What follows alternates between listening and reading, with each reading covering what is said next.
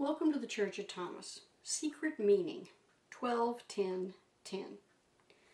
Many of the books that I have read that have tried to explain, reference, draw conclusions about the Gospel of Thomas have been so far off base that I've pretty much died laughing on most of them.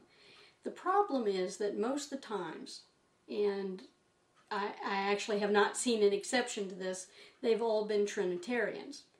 Now, because the Trinitarians basically narrowed down the huge delta of Jesus' teachings to a single stream, they lost a great deal of the diversity, color, and meanings of the different verses and the parables that Jesus spoke about.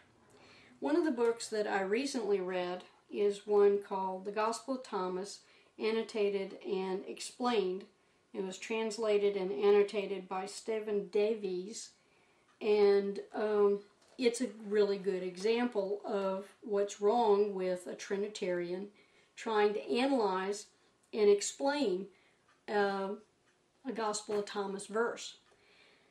They always see it through the eyes of a Trinitarian. One of the things that he said in the book was that they had secret meanings, that they were part of a secret society, that unless you had, a secret knowledge of God, you couldn't understand any of these. And he, of course, used the first verse, which was Thomas saying, if you can understand these verses, you will know God, basically.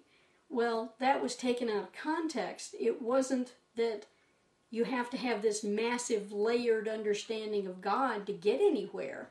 It was the idea of start looking, start asking. Trinitarians have often felt that they got everything nailed down. If it doesn't have one meaning, if it doesn't have one interpretation, they're lost. We embrace the multi-meaning, multifaceted, and multi-purposed open translations of the Gospel of Thomas. In the Reconciler Gospel of Thomas, I have expounded on the verses to help people to understand how we see the verses, at least in our modern age. Here are some verses that might be able to help you out. Gospel of Thomas, verse 92. Jesus said, "Seek and ye shall find. You asked me questions before, but I did not tell you because it was not time. Now it is time. And I want to tell you, but you've stopped asking. Do not give up looking. Ask until your answers as a 3-year-old will persist until they are fully satisfied." And then we have Genesis 40, 5-8. And one night they both dreamed, the cupbearer and the baker of the king of Egypt, who were confined in the prison, each his own dream, and each dream with its own meaning. When Joseph came to them in the morning, he saw that they were troubled.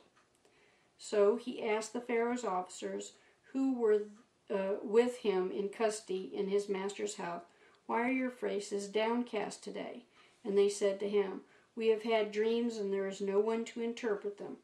And Joseph said to them, Do not interpretations belong to God? Please tell them to me."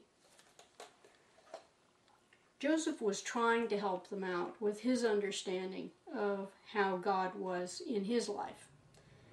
We are basically doing the same thing with our understanding of how God is working through the Gospel of Thomas verses. I think by putting it into the restrictions of being a secret society or secret meanings, it discourages a great many people from even asking in the first place. As in the verse 92, basically Jesus wants to keep explaining, but people have quit asking. They think they know everything. And one of the things I learned a long time ago is, I don't know anything. I know a teeny little bit about a huge number of subjects, but I don't know anything in depth. And I think that that is the best way to embrace pretty much anything that God is talking to us about. When we're ready, we will have things explained to us. In the meantime, we just got to keep our minds and our thoughts open to the possibilities of for future meanings. God bless the whole world, no exception. Angel Eliza.